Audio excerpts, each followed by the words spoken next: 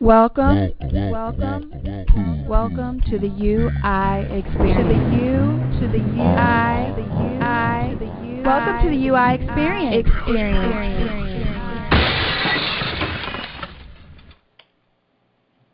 And good morning.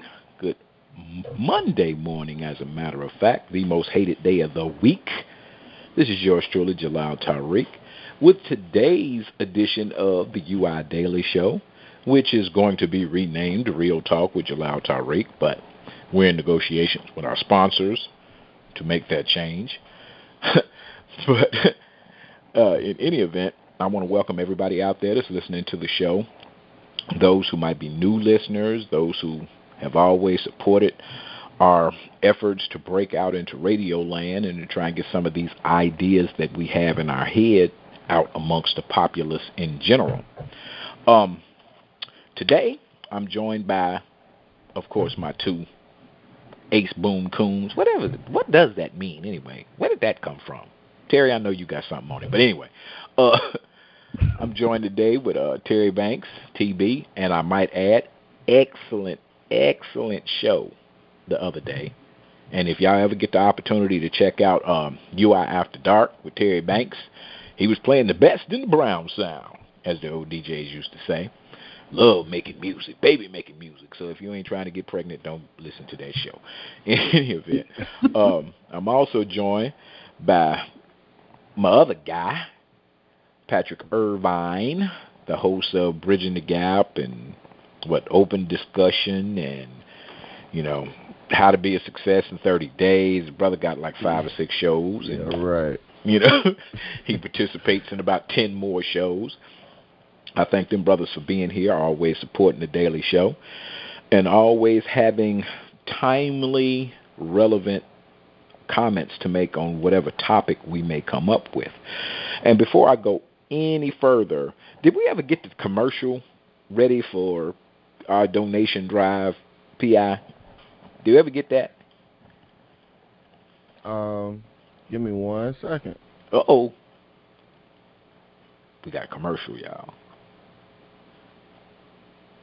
The Society for Research and Child Development. Black children do better in school when they have a sense of racial pride. Shouldn't they get that sense of racial pride augmented at school from the curriculums? Urban Intellectual is working on a curriculum to do just that. You can help. Donate or become a member. Go to urbanintellectuals.com/members to become a member, or go to urbanintellectuals/donate to donate and help your child grow up in a world where they know who they are. You see that? That is a professional sounding commercial. You would never know that brother is not a professional. Well, a professional commercial person, whatever the case may be. Listen, topic number 1, ladies and gentlemen. There has been a lot of talk. This is fall television season, and it is actually designed to drive a maximum number of eyeballs to the screen so people can buy things like paper towels and bathroom cleaner and, different things, doggy litter or dog food, kitty litter, whatever the case may be. So I kind of wanted to talk about black images in television and film. And I know that this is a subject that has been given treatment in numerous different outlets in numerous different ways by different individual TV hosts as well as authors as well as radio hosts. But we at UI usually have a little bit different take on how these things happen and the effect of these images might have on us. So I kind of want to talk about why it is that our portrayals in film and television can't be as dignified and as intellectual as the characters that people like Denzel Washington's play. And for those of you who don't know, which find it kind of hard that you wouldn't know, but for those of you who don't know, Denzel Washington has been in Hollywood 30 years. And although out of the numerous films, I don't even know how many films he has actually made. I'm sure Terry will tell us in a minute because, you know, he's like Mr. Information Man at the tips of his fingertips. But out of all of the movies he made, some of them we like, some of them we don't like. You know, Two Guns with him and Mark Wahlberg was some garbage. You know, so he makes one every once in a while.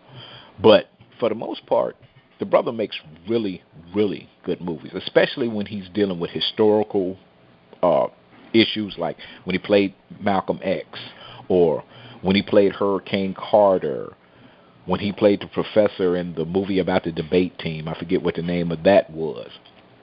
And he didn't really have any movies that made over $1 billion. Like, he never had any Will Smith or Arnold Schwarzenegger type, you know, box office takes. But all of his movies put together has raised box office well over $3 billion.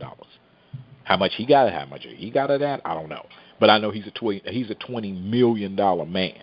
If he makes a dog, it's $20 million. You've got to have $20 million to even call that brother's telephone line. But that being said, I was wondering, what is the UI take on that particular subject? And first, because I know Mr. Information Man's got something for me. Terry, what do you think? I get to be up first. Okay, I'll be in that leadoff slot. Go ahead and get that single to get us on first base. First of all, good afternoon, everyone. As far as Denzel, yeah, he has been around quite a while, brother. He's been around since 1977. That's when he first hit the scene, and he made his first motion picture. It was a film that was called, I think, Wilma.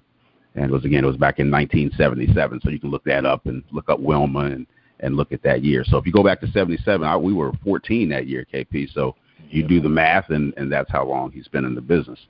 As far as us in film and why we can't seem to have images of us portrayed that show us in a positive light, it's because when the movie industry was founded, it was founded by Jewish people.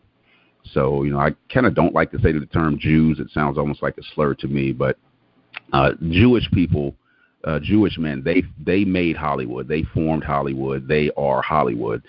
They have the movie theaters, and so to this day, they still run Hollywood. Very difficult to expect members of the Jewish race to see members of the black race in a positive light. So that's why you're never really going to see us in positive images on a regular basis if we don't control the production, if we don't control getting it out into the movie theaters. That's why you see when black movies hit the theaters, they only stay for a week or two and then they're gone. Is because, again, you know, they really just want to make money off of that star for the first week or so, get the numbers up, and then it quickly disappears. Whereas you can see a white movie like Transformers will stay in the movies damn near a year, you know, and so, but it's all because of us not controlling what we see in the movies and who makes the movies themselves.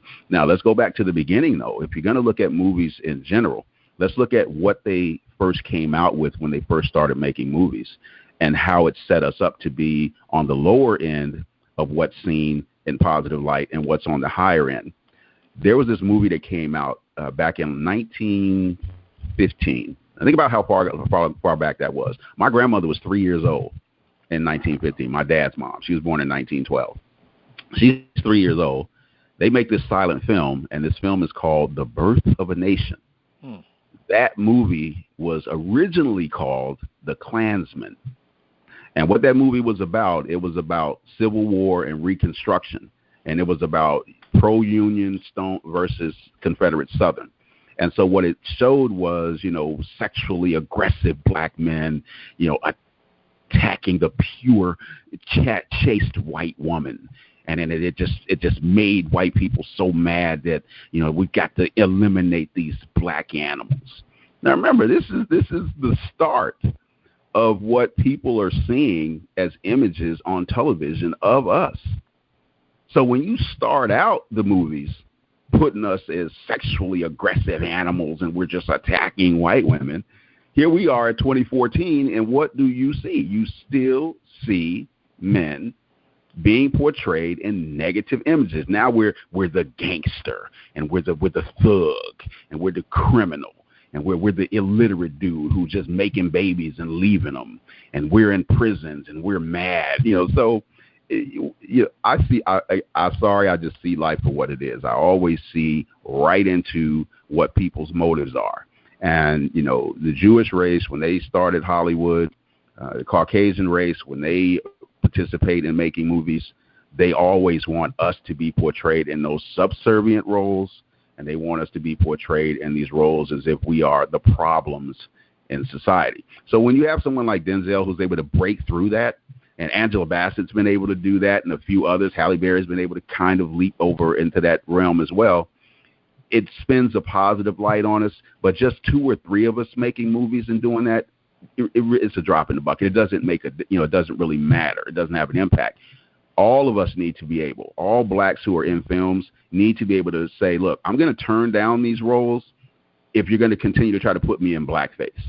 But they want that money. I mean, I see it both ways. It's hard to turn down $1 million. Somebody comes to you and say, KP, Patrick, Erica, Madison, guys, I'm going to give you $1 million right now, but I need you to dress up like, a fool, and I need you to act like you are a monkey. I need you to act stupid. I need you to sound ignorant, like they got on Stephen Fetchit. You want me to get the luggage, sir? I sure will, sir. That's what they wanted him to be, and he took that and ran with it because they paid him very well, although he was actually a very intelligent brother. But the white man said, we need you to act stupid, and so he did.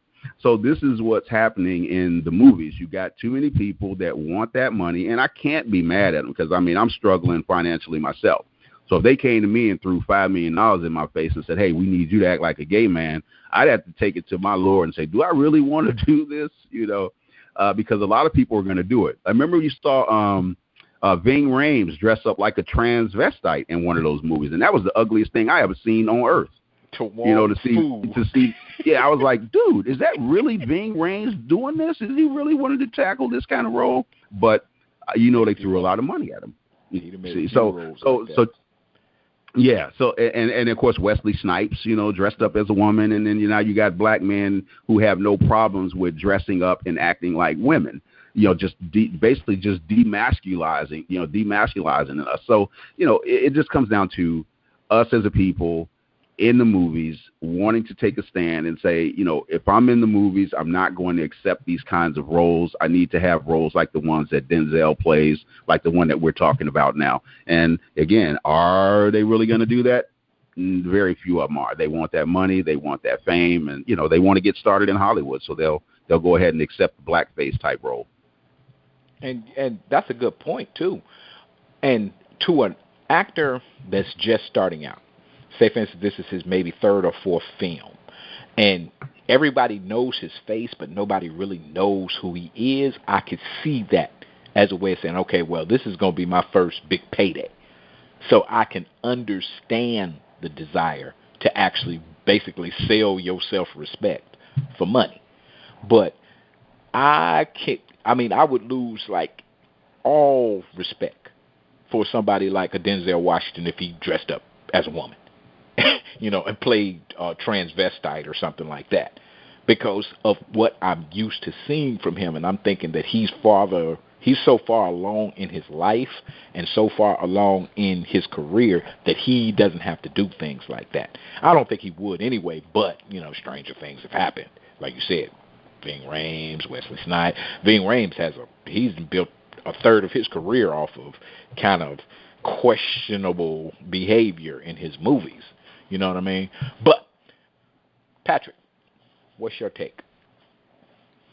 I agree a lot with what you guys have said. One thing you have to be careful of, even as an actor or as anybody going into any profession, is your first day on the job is normally going to dictate your career. And with actors, it's easy to get typecast if you step into your first role as, somebody playing somebody that has gender confusion, or you playing the big muscle guy that's actually soft, or we see that with like Terry Crews, other guys.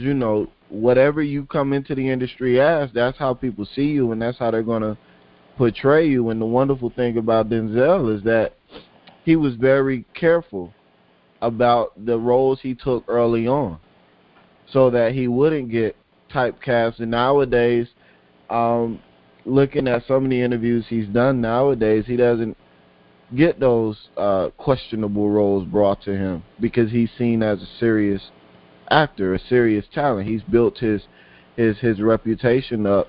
He's built his typecast up to such a level that they know better than to come to me with that foolishness. But I think, like Brother Terry said, if there's a lack of control in the media by black people, then there's going to be a lack of positive imagery for black people, because we're going to have to carry on the view of ourselves that other people have of us because they're controlling the mediums. And so in that sense, it becomes very critical for us to develop our own medias. I mean, when you look at, like he was talking about the birth of a nation, but even before that, when you go back to, when you think about the fact that before slavery was over, black people had a positive reputation in America, period. They were seen as honest, loyal, hardworking, non-devious. You know, they were seen as genuinely good people, even though they were just genetically inferior. But they didn't have a bad image. You know, you understand what I'm saying? Right. And then when everything happened, Reconstruction ended and all that other stuff, the Klan formed and all that other stuff, now all of a sudden black people are being vilified for various other reasons that we won't even get into here. But now we're being vilified. Now movies are coming on, cartoons are coming on, all that other stuff, and they're beginning to project what the community feels is the truth about black America to America in general and to the world at large. And because those projections, those views of black America have never changed, our roles in movies have never changed. And because our roles in movies have never changed by virtue of changing the culture, we have to get ownership so that we can begin to portray ourselves in our own lights. And until that happens, you either going to have the brothers that are going to say, I'm not for sale, my pride isn't for sale, my self-esteem isn't for sale, my image isn't for sale, and they're going to have to go about the hard road of trying to make it. A lot of them just simply aren't going to make it. Or you're going to have the brothers that say, look, I love doing this, I love to act, I love doing what I have to do, I need to feed my family, so I'm going to do what I have to do to feed my family and do what I love to do. And some of them might take an opportunity to try and sneak some underlying sense into their movies. Some of them might just play the role all out, like you see in the hip-hop community. It all depends on the brother. I do think what we can do as a black community is begin to raise our children with a sense of self-respect and pride in who they are and where they come from. Now, that's not going to completely eliminate the problem, because you still got black kids who want to grow up to be actors, and some of those adults are going to do what they have to do to act, no matter what. The only way to deal with that is to build your own forum, build your own sector where they can go and act in positive roles. But until that happens, you know, we just got to take what we can get. And in that sense, right now, you know, the wonderful thing about Stephen Fetchit is he was like one of the only black people around doing what he was doing. There weren't any other black images on TV, so you got to weigh the pros and cons of it. Do you want no black images on TV at all, period?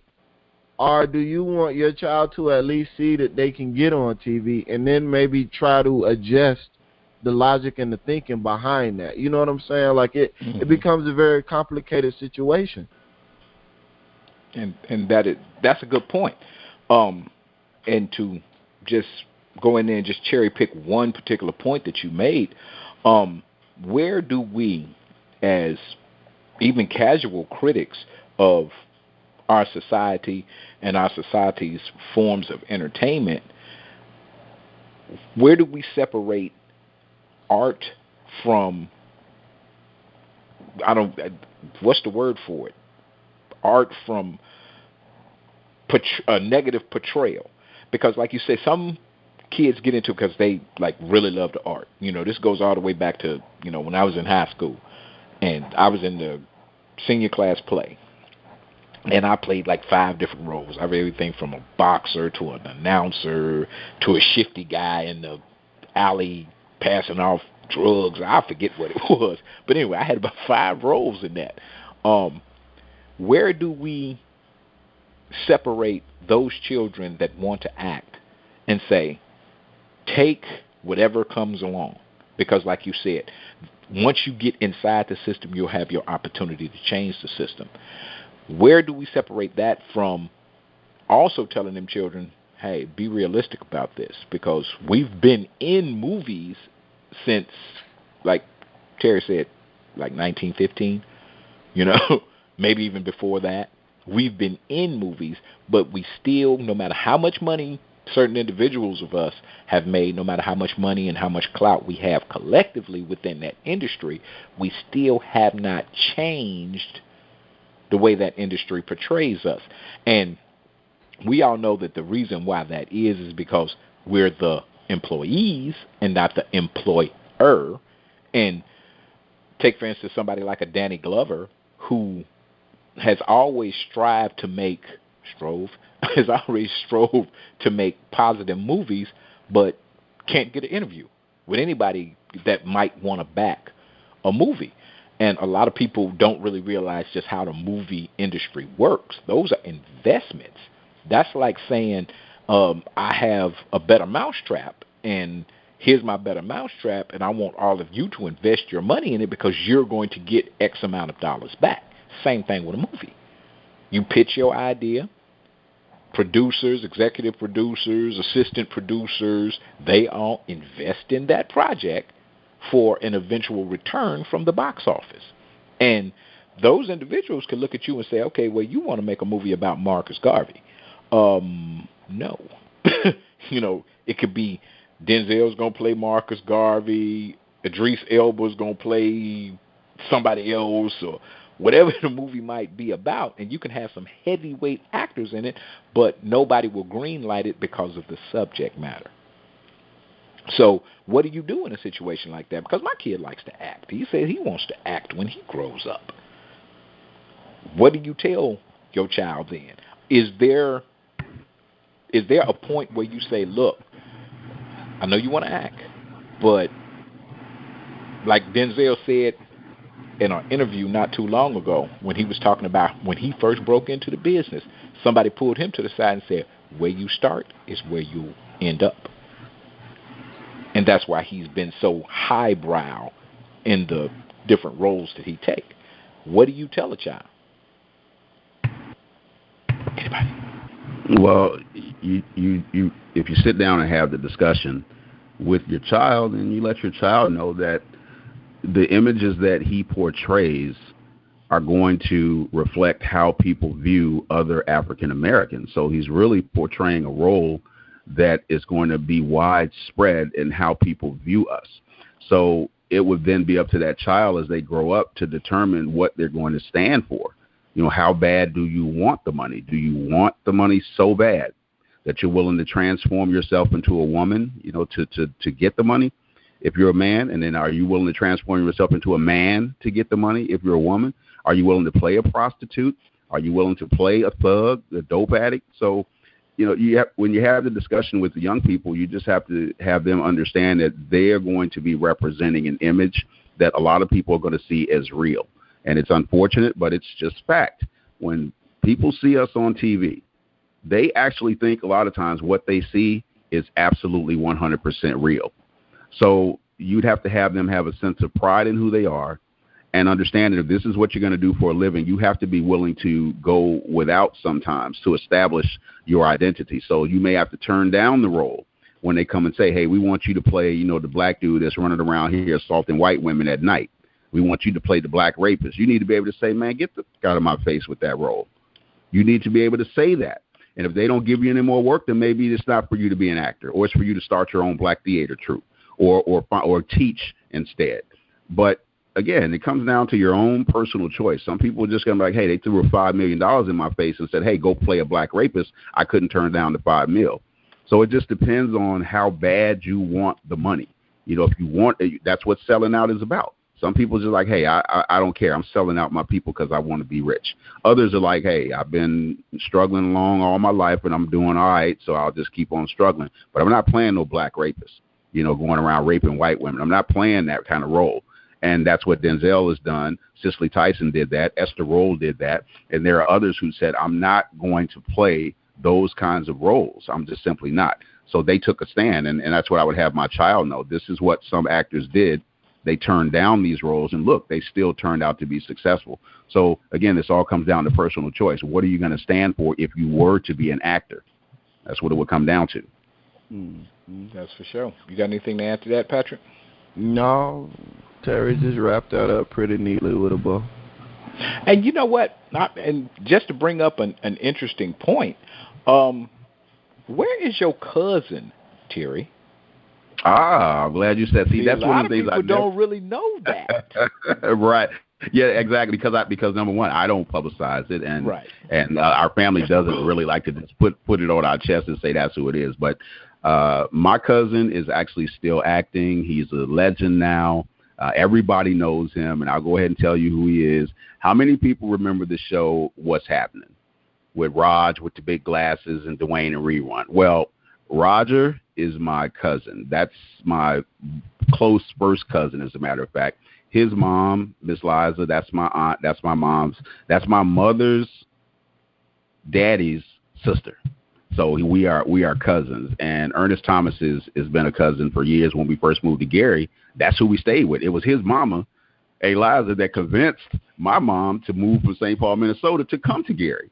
So that's who we stay with. But, yeah, he's a relative, and we've had a chance to talk over the years, and he kind of let me know some of the struggles that he was going through as an actor and trying to find work and keep work and the difficulties that you face in trying to be in Hollywood. But he's carved out a serious career for himself. You know him as Mr. Omar on Everybody Hates Chris. You know him from Malcolm X. You know he was in Malcolm X, of course. And people think he was in Cooley High, but he was not. So I just need to clear that up real quick as a sidebar. My cousin Ernest Thomas was not in Cooley High. That was Glenn Turman that played Preach in Cooley High. What Ernest did, though, right, exactly, and he was on A Different World, of course, as the ROTC guy in that. But what happened was when they decided to take Cooley High and make it into somewhat of a TV show, that's how What's Happening came to life. They wanted to take a movie about 3 black kids in the hood and that kind of thing and make a sitcom about it. So What's Happening is based loosely on the movie Cooley High. So when you kind of put the two together and you don't know the details, you'll think that Ernest was in Cooley High. But no, he was in the spinoff of Cooley High, which was What's Happening. Right, which was basically based on the little girl saying, "Ooh, I'm telling Mama," because in Cooley High. Absolutely. That's where it came from. She's a vet and that's why they found Danielle Thomas to be in the movie. You know, that's why they got her. It's like we need someone who is that perfect little sister type, and that's why they went and got her. Okay. Well, moving away from that particular piece of trivia, so we all like 6 degrees of separation away from Denzel Washington because we know they know each other. But I want to move to TV, and I don't know how many people follow television. I know Patrick don't. Patrick don't even own a television. He probably ain't watched television in the last 10 years. But I sat down, actually, and watched How to Get Away with Murder.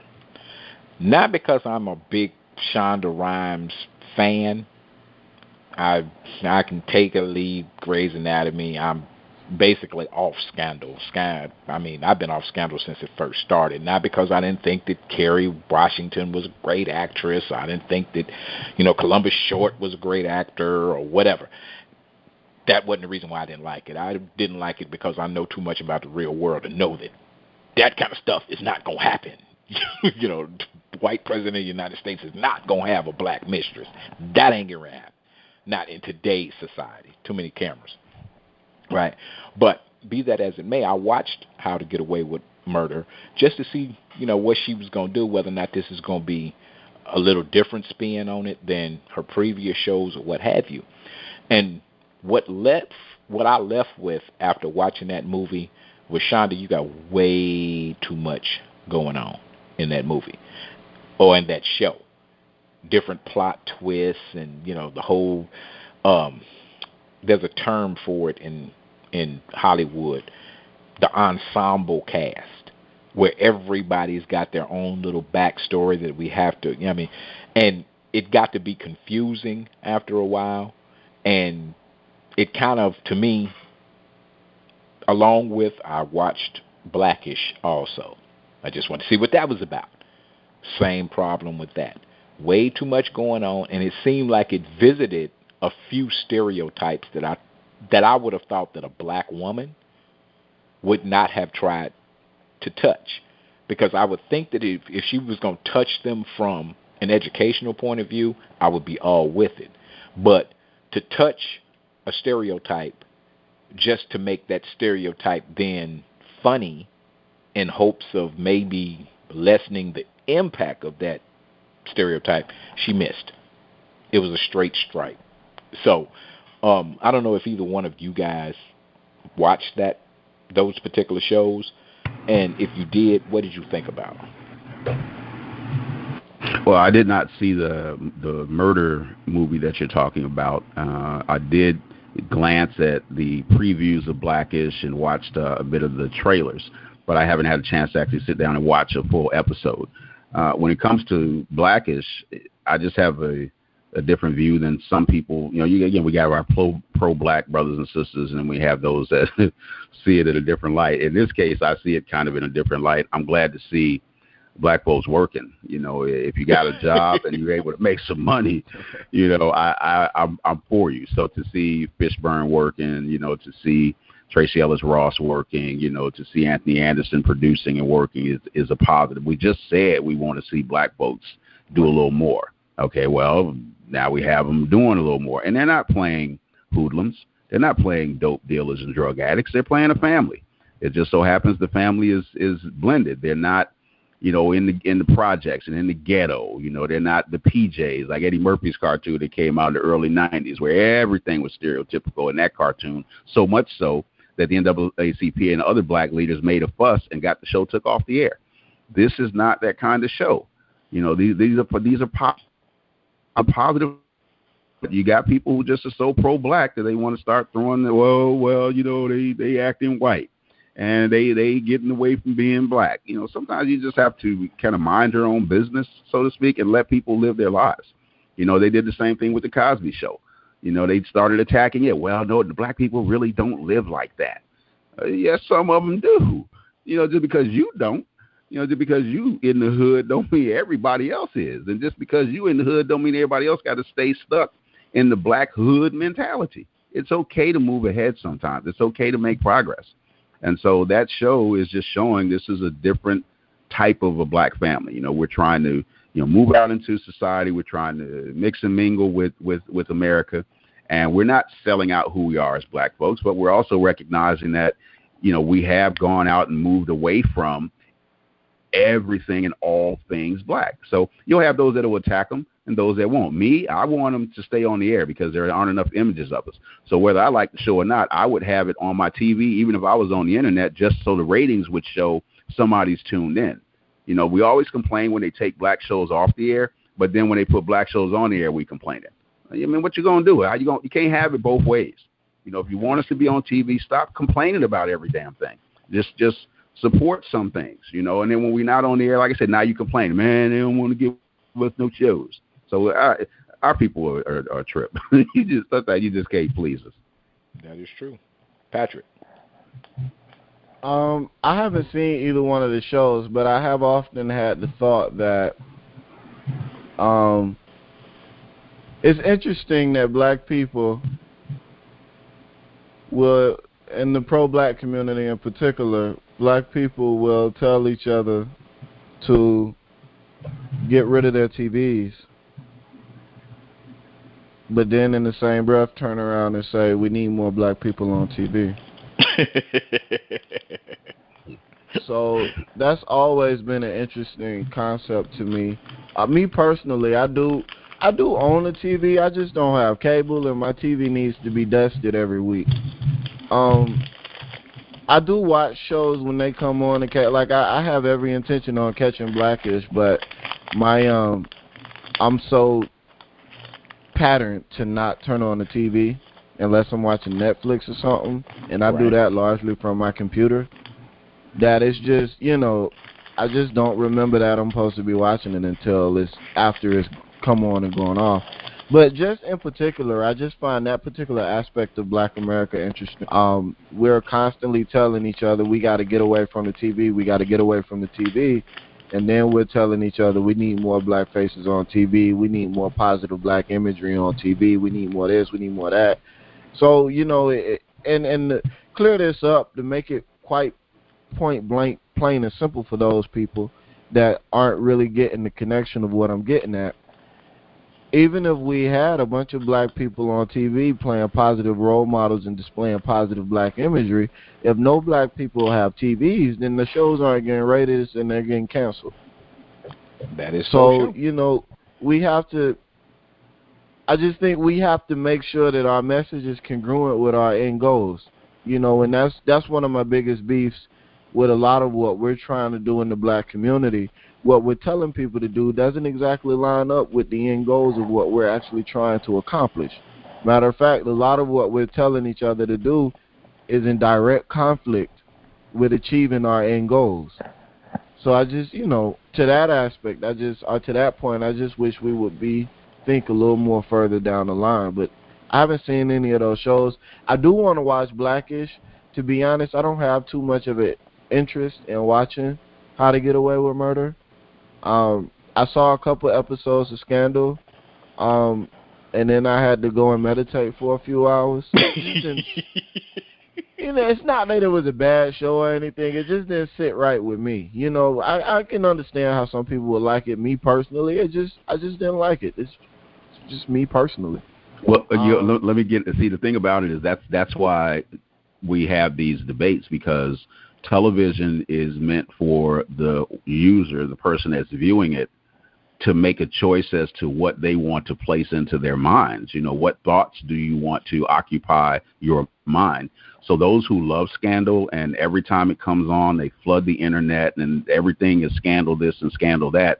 Whatever is going on in their lives, they feel that's a healthy outlet for them. Like when women watched soap operas in the 1960s and 70s, they were stay-at-home moms. They weren't in the workforce. They needed something to keep their minds occupied. So women watched soap operas. It didn't necessarily mean that they were wanting to live that lifestyle. It's just they wanted to occupy their minds with that time that they had on their hands, and they didn't necessarily feel like going to the library and reading a book. As for me, I'll never stop watching television. Television is going to have images that are both positive and negative. It's for the watcher, the viewer, to filter that out and place into your own mind what it is that you want to see. I'm not a Scandal person. I'm not going to watch it. I don't like what it represents. So my way of showing my displeasure is to never even turn to the channel. So they're never going to be able to see when the signal hits the black box and shows what my TV was on, it'll never show that it was on Scandal. And so we have to choose for ourselves what it is that we want to watch. And no one has the right to tell anybody else that what you're watching is wrong. And why are you watching that? I'm watching it because I want to. I wish you would come into my house, try to tell me about what I'm watching. I watch what I want to watch, and that's the way people that watch Scandal feel, How to Get Away with Murder, people who watch Roots, people who whatever you watch, we watch because we choose to.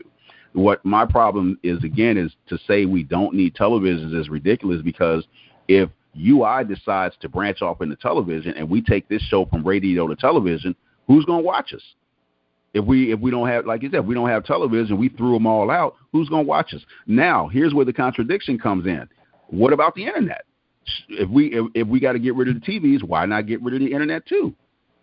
Because it shows you images. You're able to see things on there the same way you'd be able to see on TV. So, we have to really, if we're going to plan to move ahead, you got to be wise in how you choose to move ahead. You can't just want to throw out everything just because you feel, well, they're not showing us in the right light. Soon we will have a talk show that can be on television. There will be a UI talk show, and it can go to television. So as I said, don't throw the television out. Just be wise in what you choose to watch on television. I watch Sesame Street coming up. I watch, Electric Company. I watch all these shows that help to educate my young mind coming up. I watched Julia, which was a positive black show that came out with Diane Carroll, first black woman in a starring role on television. I watched Bill Cosby and I Spy. I watched The Cosby Show, 1971, The Bill Cosby Show, where he was actually a gym teacher named Chet Kincaid. Yep. So, television helped to shape who I am. Absolutely. Television helped to shape who I am today. Television helped to inform me. Television helped to educate me. Television helped to make me literate, to make me understand the world that's around me.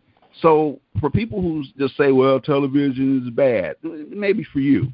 But I couldn't even be having this conversation with you guys right now on this radio had I not sat down in front of the television and watched some things and allowed my mind to go to other levels. Okay. And in defense of the brothers that's not here, we're gonna pour out some liquor for the brothers that's not here. There's the converse. There's that other way of looking at it that are not against Anthony Anderson, who's the executive producer of Blackish. They're not against him making money. They're damn sure not against Tracy Ellis Ross making money. Her mama got $500 million.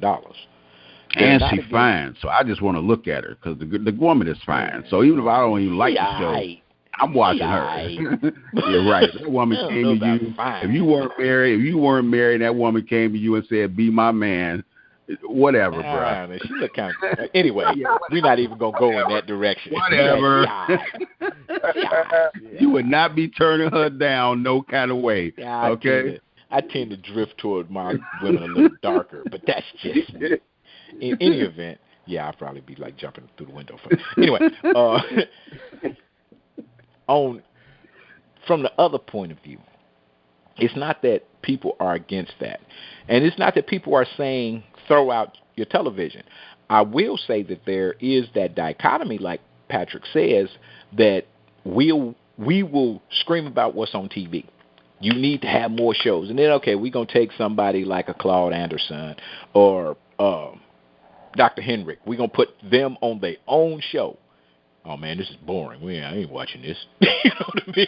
So they end up getting canceled, And in a way, that might be the fault of the powers that be as well, because you ever notice that really good stuff, documentaries, films about this, films about that, are always on at like 1 o'clock in the morning. When basically people got to actually change their schedule around to actually watch these type of movies or these type of shows.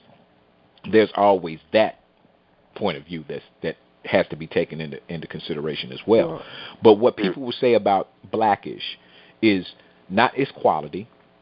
It is not its portrayal, because we all know people. I live like that. You know what I mean? My kid is one of only probably 100 black kids in his school.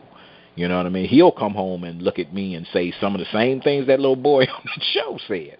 And I just be looking at him like, dude, if you only knew where you're from, you know what I mean? So I don't knock them for that particular point of view. What I do knock them for is that they have a tendency, and it's not just them, it's a lot of different shows that come on TV that includes us as primary actors and or secondary actors. We are reduced to caricatures, right? And it seems as if the actual person who Anthony Anderson plays has been reduced to that caricature. He's the brother. He pimps into the room. He just knows he's going to be the assistant vice president, supreme vice president or something, and they make him, the president of black stuff. Number one, bam, caricature. That black men, black successful men can only move ahead in corporate America if they give, the voice to black America in a major corporation. That's not true. I know plenty of brothers that went to school with some dudes that, come up the next block from me. They duck bullets just like I did. They fought in the projects just like I did. And you would not believe these jobs these dudes have. Corporate jobs where they control millions and millions and millions of dollars in their budget. So I know that there are people who live out there that live like that. Premise of the show, he's concerned about how his family, at least this is what I get from him, he's concerned about how his family is drifting toward the more suburban white side, and I want them to get in touch with their roots. Now he starts to me, this is my critique, he starts to me to come across like the brother in Living Color when I think it was Damon Wayans played the brother with the kufi that come out of prison that could talk to you for an hour and say 1,000 words a minute and don't say nothing. He sound black, he look black, he act black, but hell, dude, you's an idiot on the real. That's what he comes across as. It's a caricature of the pro-black. I really want to work with you white people. I don't mind working with you white people, but I really want my family to stay in touch with their black side. When in actuality, in all truth of the matter is that once you go beyond a certain point into the suburbs, you ain't never coming back. You see what I'm saying? And you believe that realistically you can teach your children to have pride in themselves as black people and not go all the way back to the projects. I don't have to take my son back to GI and show him the project and show the abandoned buildings and the empty lots or what have you. I don't have to do that, but I can sit him down. I can teach him who Malcolm X was.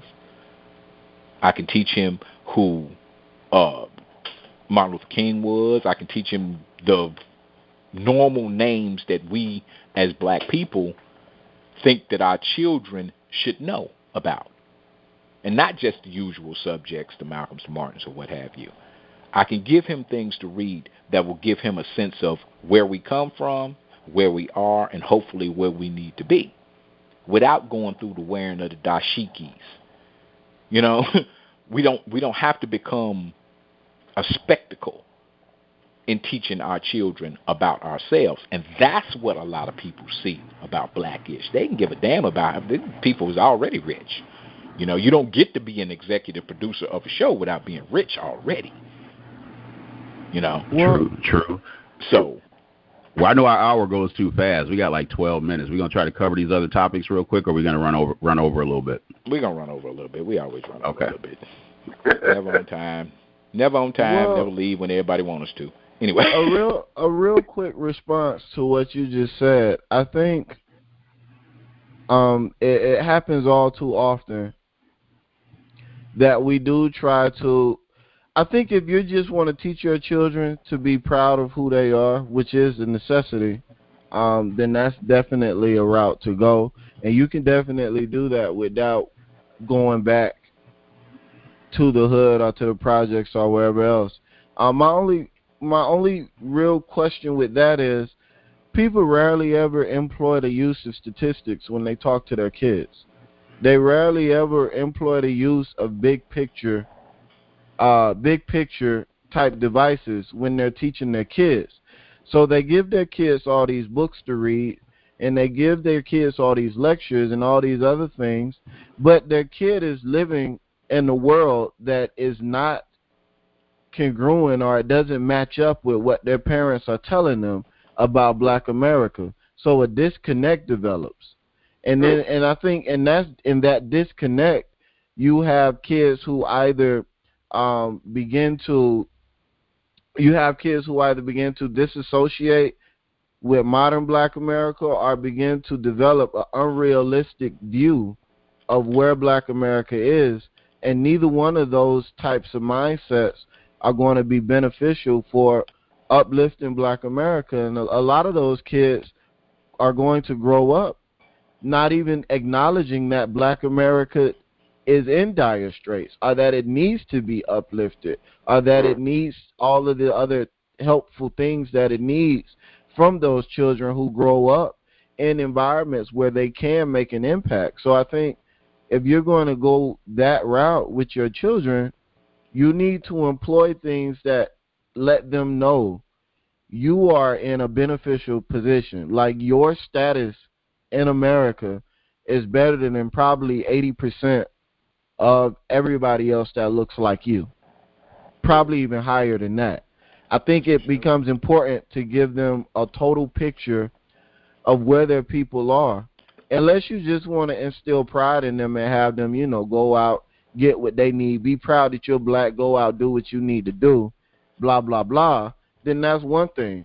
But if you're trying to raise your children to be team players in life, in the terms of racial team players, we need more black people doing this for black people. We need more black people going back to the hood to teach this, to teach that, to teach. It's my same beef I have with people that talk about the TV and throwing it out and Scandal and how it's bad. Don't tell people Scandal is bad for them, because you're going to turn them off. Educate if they need to be educated. Some people are educated, and we shouldn't make the assumption that they aren't. But if they need to be educated, educate them on how TV, pictures, and audios affect their thinking, affect their perceptions on life. Some people, like I said, they are educated. They don't need that education. They already got it. And once you have it, you have the capability to filter these things. So I just think we have to be careful of how we educate our children. And in the pro-black community, I'm using my rabbit ears right now, my quotes. The pro-black community, we have to be careful about how we talk to people who we deem, quote unquote, conscious. That's for sure. I think what you're trying to say is we need to have context when we talk to our children. Basically, yes. When we tell our children about the hood, we tell our children about the different things that we have made possible in this world, the inventions that we have came up with, us being the last gun that saves the battle, and all of the other things that we have done in defense of this country, that we have to put that in context, because without that, it's history, just like they might read about the ancient Romans. And there's nothing that brings it forward into this time that lets them know why those things are important. Because we can tell you all day long, boy, you need to learn this, that's important. But we never tell people, or we never tell our children, some people never tell their children, why that's important. So, with that being said, because it's so late, and because I think we're going to end up at right at 2 o'clock, I think I'm going to shelve topic number 2 for probably tomorrow, because that's going to be a large subject to deal with, and I'm hoping that I can get a few other people that'll come in and join us, at least in the chat room, or put some comments on Facebook or on Urban Intellectuals, and let us know what they think about this, and that's going to be black mental illness. And why is it that when we do something crazy, like me and Patrick was discussing earlier about the brother that snapped at work, got fired, went out the back door, came back in the front door, and beheaded a woman.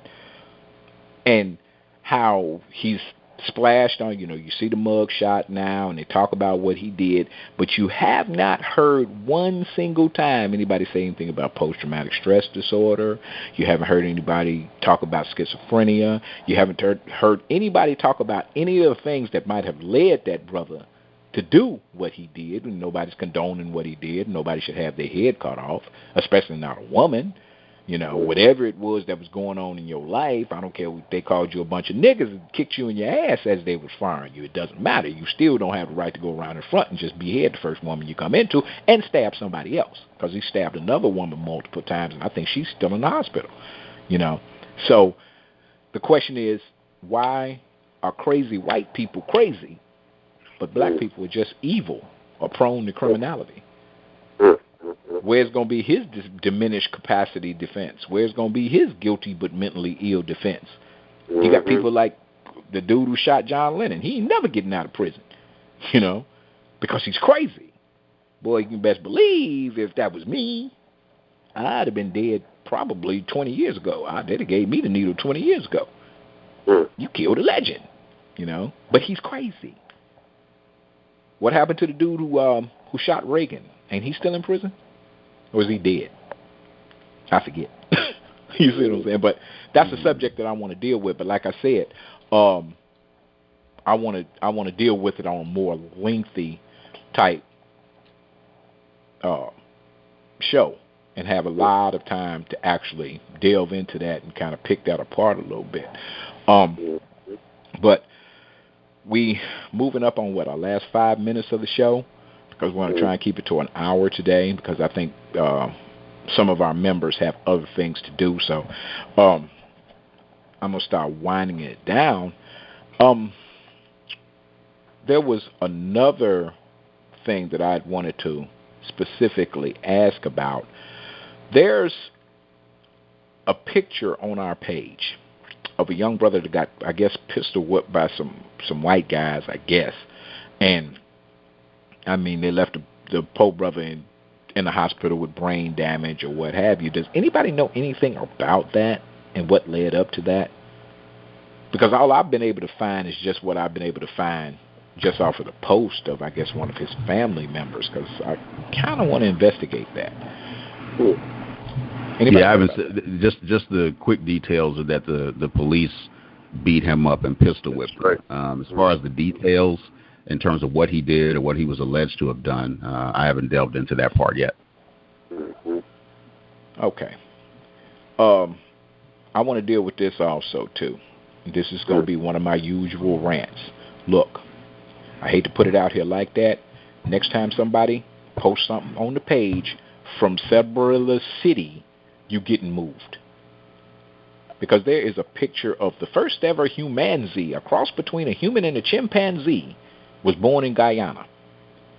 No. And we done went over it thousands of times about Celebricity is a satire site. They don't post real news, and it's usually something that's really disrespectful to us. You see what I'm saying?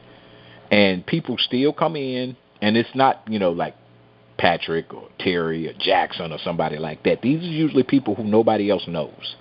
So I'm letting you know now, over the airwaves, so you hear me and you don't misunderstand. I wouldn't care who you are. Keep posting it.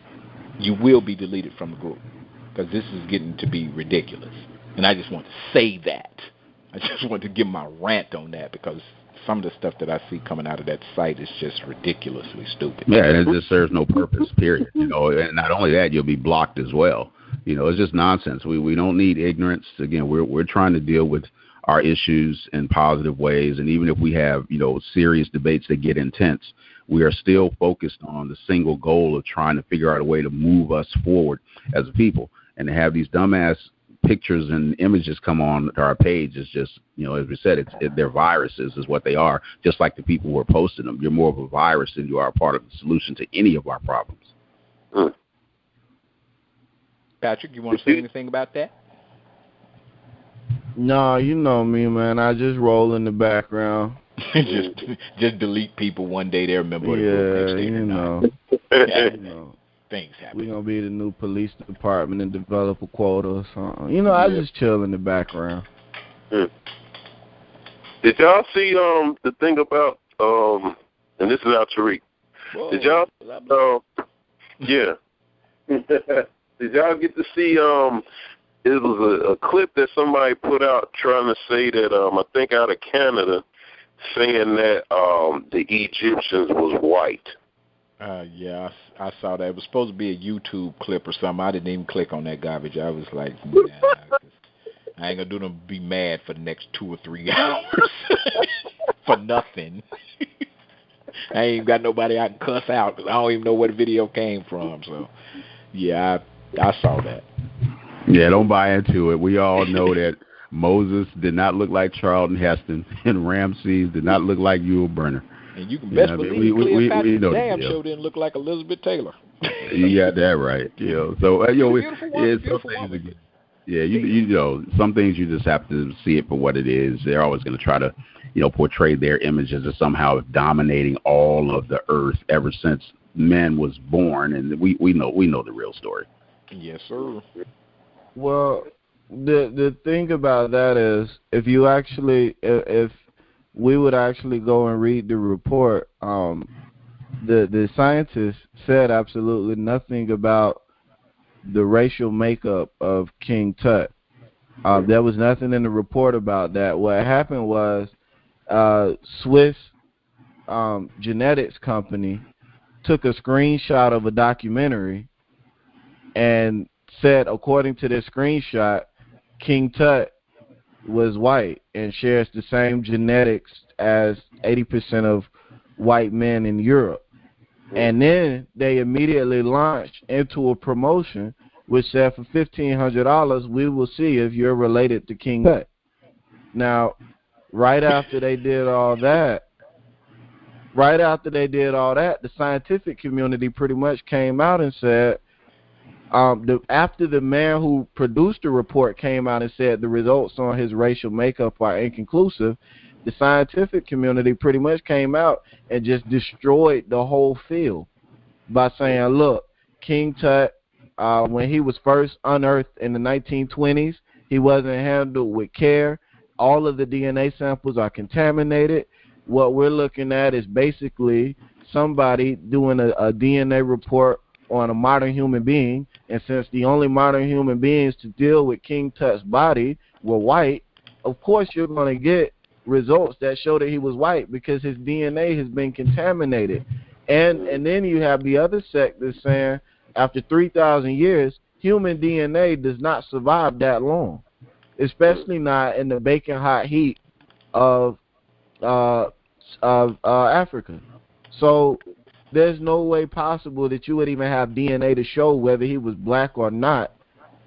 And so to even come out and say that he was white is just incorrect. Now we all know he was black. We just shouldn't even get caught up in that. That's foolery at its finest right there. Well, the facial features, when they discovered the body, the facial features clearly show that those facial features resemble our features. But what happened was you got to look at the significance behind that find. When they found the amount of wealth that Tutankhamun had and realized the kind of power, and that's the key word, power, that he must have possessed, their conclusion is, oh my God, he could not possibly have been black.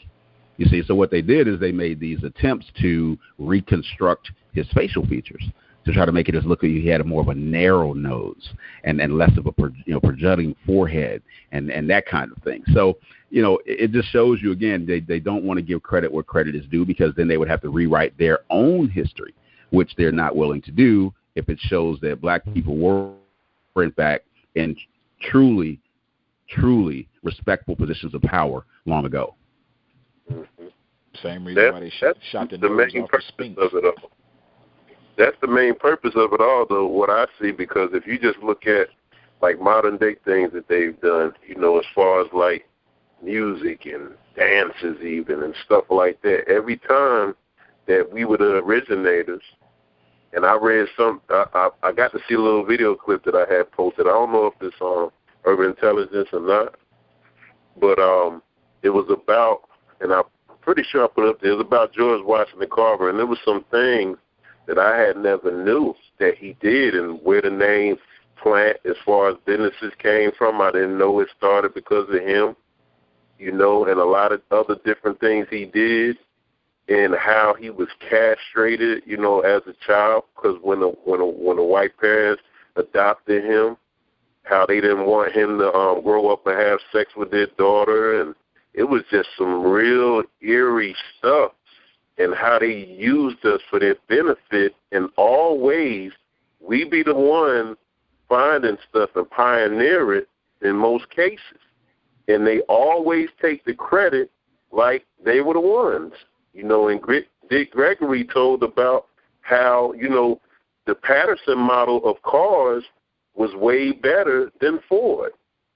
And just that they were able to make cars be able to come off the line fast. And they even went to him for that. And through some type of plant, George Washington Carver was able to help them to make it where they can produce cars fast coming off the lines and stuff like that. And he said that's why they never take credit for saying they're the actual inventor of the car. He said, now, the production-wise, he said, yes. He said, but George Patterson, I think it's George Patterson, He said he was the man who originally came out and made the first car models and stuff. And I was like, wow. You know, and how they've always taken from us. And that's why I see why they do Egypt like that, because they say that that's like a primary civilization and was really like the first one that had so much high culture and stuff like that. So I could see why. And I've seen programs where white people have admitted that they had to do that in order to make us not look as brilliant as we were and as blessed as we were and as intelligent as we were. So that when they break us down, then that way that adds to their credibility, which is a false credibility. You know, and it's all based on deception. And that's what I hate, because the history basically that they impose on other people after they beat them down is that they camouflage all the truth with lies. And that's been the history, and that's a sad thing.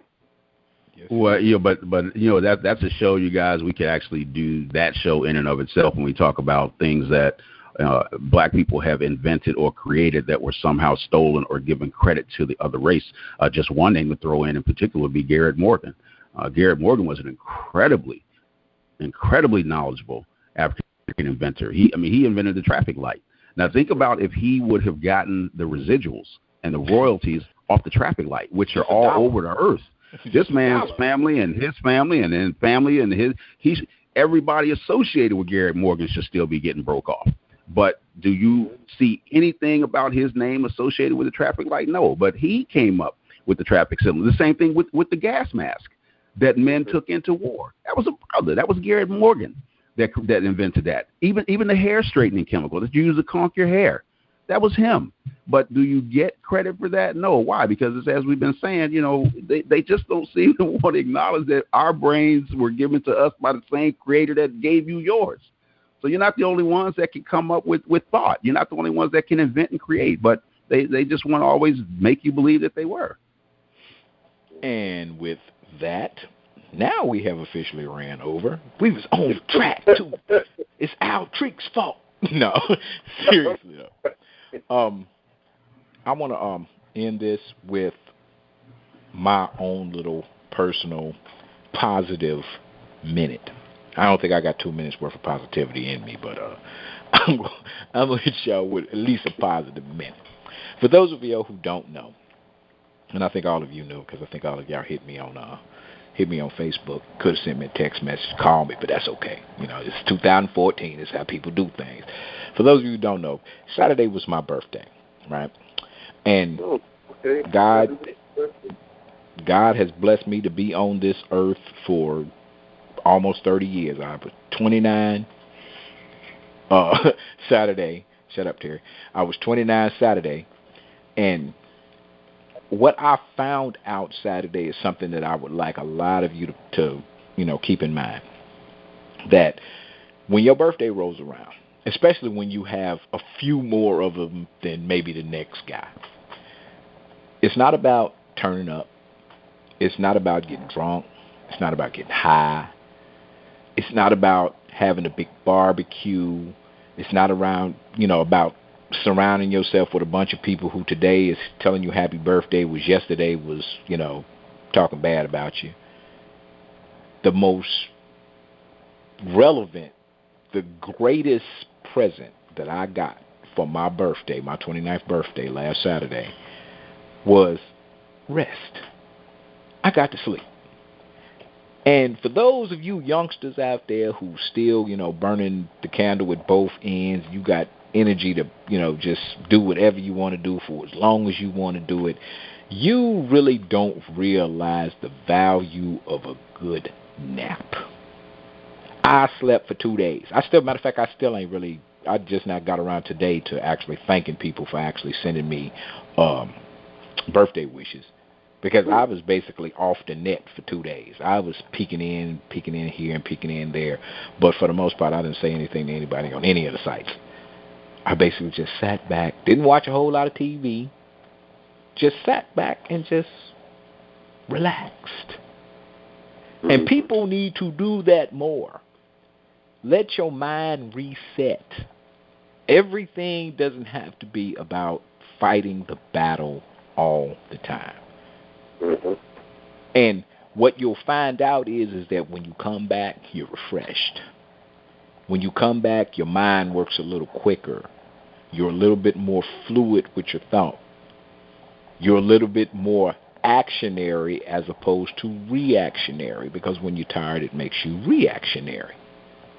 So, with that, everybody that's got a birthday coming up, instead of planning the big party, I finally baked myself a cake yesterday, a day late. Instead of planning the big party, instead of going out and spending money that you don't have in the club, sit back, go to sleep, turn your TV off, read a book, kick your kids out the house, send them over to the grandparents' house, send them over to the aunt's house, put their ass outside and lock the door, like Mama used to do us when she wanted to be by herself. You can't do that today because CPS would be to get that ass. But put your kids out, lock the door, don't let their ass back in. Go to sleep, take your nap. And with that, I want to thank you guys for tuning in to the 29th edition of The Daily Show, which will hereafter be known as Real Talk with Jalal Tariq, because of those people who have listened to our shows and who have had the chance to interact with us know that's how we bring it. We're bringing it real every day. You're not going to agree with everything we say. You're not going to agree with how we say everything that we say. But we're going to say it because we think it's supposed to be said. And for that, again, we close always with, we implore you guys to come and donate and become members of Urban Intellectuals. Go to the page, get away from the evil empire. Just for one day, just turn it off. Don't go to Facebook for nothing. Because most of your friends on Facebook don't really know you. They don't have your number. You never met them. You never shake their hand. Even those old friends that you go back to high school with, when was the last time you seen them? If you don't happen to live in the same spot that you grew up in, when was the last time you seen them people? They're your Facebook friends. They love you, you love them, but that's it. They'll be okay until you come back to Facebook. Close Facebook sometime. Go to Urban Intellectuals, learn some things. $24 a year, you can become a member with all of the member benefits, which I think actually Renegade said that she was going to listen today, so I keep telling her I need her on the show so she can explain what you get for your $24, because Erica does it, but there's a whole different another thing that's going on in the background for your membership dollars. You can go to Urban Intellectuals /members to become a member for $24 a year, or you can go to urbanintellectuals.com /donate if you just want to part yourself with your hard-earned cash. We'll take that too. So, with that being said, for TB, for Patrick, for Al Tariq, and a few other people that's listening, I'm not going to call their name because if they wanted to be on the show, they would have said something. But in any event, until tomorrow, show number 30 on the 30th, I'm out. All right.